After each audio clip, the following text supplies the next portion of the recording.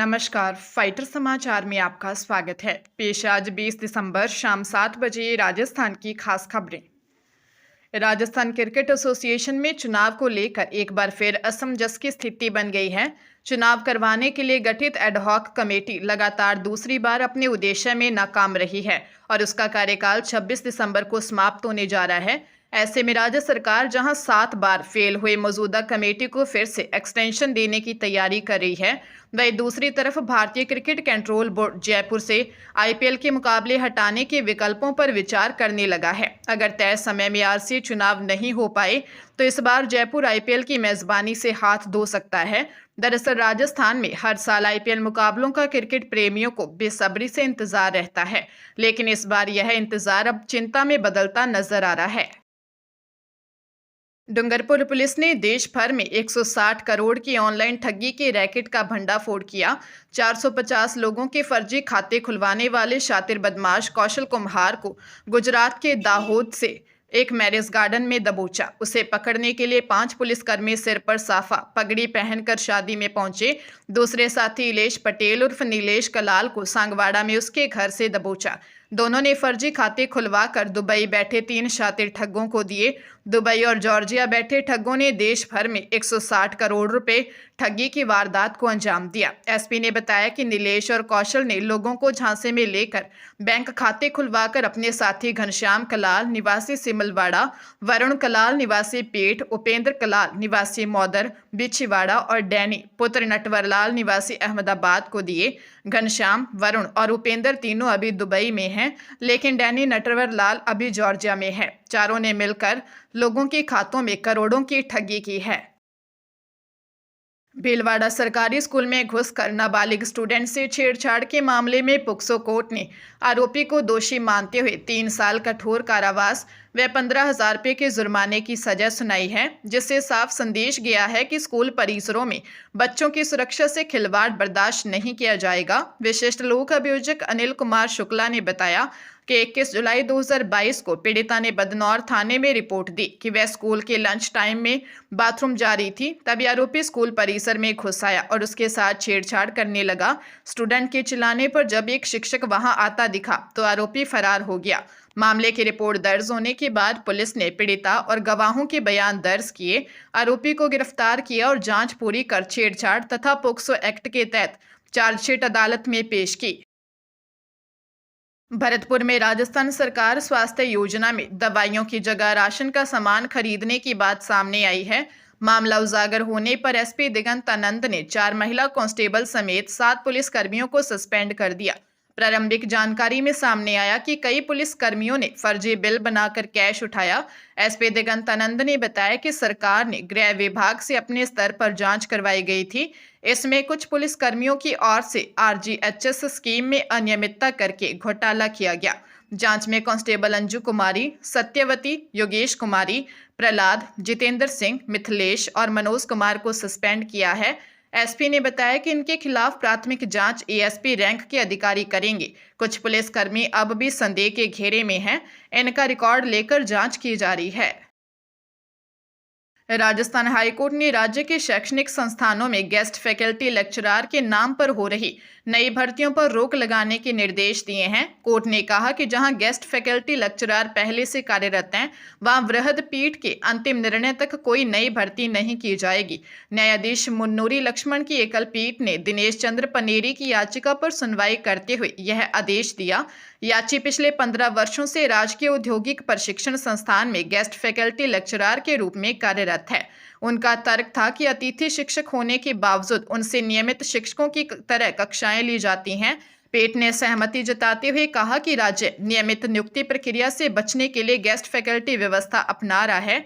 Court ने यह भी निर्देश दिया कि मौजूदा गेस्ट फैकल्टी कर्मचारियों को वृहद पीठ के निर्णय तक उनके पदों पर बनाया रखा जाए।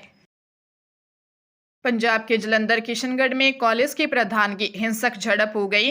एक युवक ने दूसरे गुट के स्टूडेंट की छाती में सीधी गोली मार दी, जबकि उस गुट ने ही दूसरे स्टूडेंट को कंधे में गोली मारी गई। दोनों को गंभीर हालत में अस्पताल में भर्ती करवाया है। गोली चलाने वाले गुट ने करीब 15 राउंड फायर किए। कुछ स्टूडेंट एक पेट्रोल पंप के पास खड़े थे, तभी दूसरे गुट से जुड़े कई छात्र कई गाड़ियों में सवार होकर आए। इसके बाद दोनों गुटों के स्टूडेंट के बीच विवाद हो गया। गुस्से में एक गुट से जुड़े एक युवक ने फायरिंग शुरू कर दी। उधर गोली चलाने वाले आरोपी की पुलिस से मुठभेड़ हो गई। उसके पैर में गोली लगी है। उसके पास एक पिस्टल बरामद हुई है। एसएसपी हरविंदर विर्क ने बताया कि घायलों की पहचान शिवदासपुरा निवासी गौरी और सौरव के रूप में हुई है। पुलिस ने आरोपी नछत्तर निवासी कपूरथला को गिरफ्तार किया। ईडी ने लोगों को डंकी रूट के जरिए अमेरिका भेजने के मामले में बड़ी कार्रवाई करते हुए दिल्ली समेत कई राज्यों के 13 ठिकानों पर छापेमारी की। इस छापेमारी में ईडी ने दिल्ली के एक ट्रैवल एजेंट के ठिकानों से 4 करोड़ 62 लाख रुपए कैश, 313 किलो चांदी और 6 किलो सोने के बिस्किट जब्त किए हैं। इन सब की कीमत करीब 20 करोड़ रुपए बताई जाती है।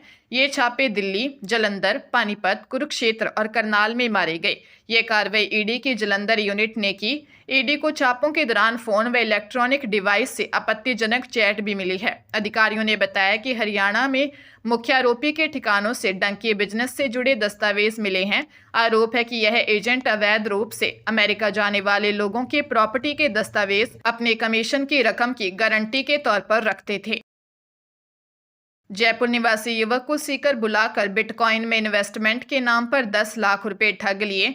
सीकर कोतवाली थाने में जयपुर निवारू रोड निवासी अशोक कुमार ने रिपोर्ट दी कि कुछ समय पहले उसके दोस्त की शादी में सीकर अलखपुरा निवासी विनोद नेहरा से मुलाकात हुई। उसने अशोक को बिटकॉइन में इन्वेस्टमेंट के बारे में बताया। विनोद ने अशोक को मिलने के लिए सीकर कल्याण सर्किल के पास ए मित्र की दुकान पर बुलाया, जहां उसका दोस्त सचिन शिवरान भी था। दुकान मालिक संजय ने 10 लाख रुपए गिने। इसी बीच विनोद कोई काम का बहाना बनाकर वहां से चला गया। 1 घंटे बाद भी बिटकॉइन ट्रांसफर नहीं हुआ तो उसने विनोद को कॉल किया तो उसका मोबाइल बंद था। दुकान में बैठे लोग म्यूल अकाउंट में पैसा निकालना, बैंक में फ्रॉड का पैसा डालकर सोना निकालना जैसी बातें कर रहे थे। पुलिस जांच में जुटी है। जोधपुर थाने में 20,000 रुपए की घूस लेते पकड़े गए कांस्टेबल भविष्य कुमार और एसआई प्रेमनाथ को निलंबित कर दिया है। यह आदेश पुलिस कमिश्नर ओम प्रकाश ने दिए। इधर आरोपी कांस्टेबल भविष्य कुमार को एसीबी कोर्ट में पेश कर जेल भेज दिया। जानकारी के मुताबिक राजीव गांधी नगर थाने का कांस्टेबल भविष्य कुमार और एसआई प्रेमनाथ के खिलाफ विभागीय जांच प्रस्तावित होने के चलते दोनों को निलंबित किया है। निलंबन काल में दोनों का मुख्यालय रिजर्व पुलिस लाइन रहेगा। एसीबी ने 20,000 रुपए की घूस के साथ पकड़े गए भविष्य कुमार को एसीबी कोर्ट में पेश किया, जहां से उसे जेल भेजने के आदेश जारी हुए। मामले में अभी तक एसआई प्रेमनाथ फरार चल रहा है। एसीबी उसकी तलाश में जुटी है। गौरतलब है कि परिवादी ने 17 दिसंबर को एसीबी में शिकायत दी, जिसके बाद ट्रैप की कार्रवाई को अंजाम दिया गया। भरतपुर जिले के बयाना विधानसभा से विधायक रितु बनावत का विरोध अब भी जारी है। फिर से बयाना हिंडौन रोड स्थित कारबारी गुर्जर शहीद स्मारक पर विधायक रितु बनावत के पोस्टर लगाए गए। पोस्टर पर लगे विधायक और उनके पति ऋषि बंसल के फोटो पर क्रॉस का निशान लगा हुआ है। साथ पोस्टर पर लिखा है कि कमीशन खोर बयाना रूपवास छोड़। बयाना रूपवास विधायक का नारा 40% रहेगा हमारा। यह साफ नहीं हो पाया है कि किसने यह पोस्टर लगाए हैं। इससे पहले रूपवास भी इस तरह के पोस्टर लगे थे, लेकिन सुबह होते ही उन पोस्टर को हटा दिया गया। अब गुर्जर कारबारी शहीद स्मारक पर पोस्टर लगे रहे। इसके साथ ही विधायक द्वारा करवाए गए विकास कार्यों की जांच भी होना शुरू हो गई है। जयपुर में एक महिला की संदिग्ध मौत के मामले में नया मोड़ आ गया है। महिला के परिवार ने पति पर ही हत्या का आरोप लगाया है। आरोप है कि अवैध संबंध बनाते देख लेने का विरोध करने पर हत्या की गई। हरमाड़ा पुलिस ने बताया कि सुदर्शनपुरा गांव निवासी 27 वर्षीय किरण वर्मा पत्नी राजेंद्र वर्मा का शव मिला था। ससुराल पक्ष के लोगों ने उसे चोमू स्थित प्राइवेट हॉस्पिटल में एडमिट करवाया। इलाज के दौरान किरण को डॉक्टर्स ने मृत घोषित कर दिया। मृतका के भाई नांगल भरड़ा निवासी मोहन कुमार वर्मा का आरोप है कि बहन कविता ने उसे बताया था कि घटना से करीब 2-3 दिन पहले उसने अपने पति को दूसरी महिला से अवैध संबंध बनाते देख लिया था।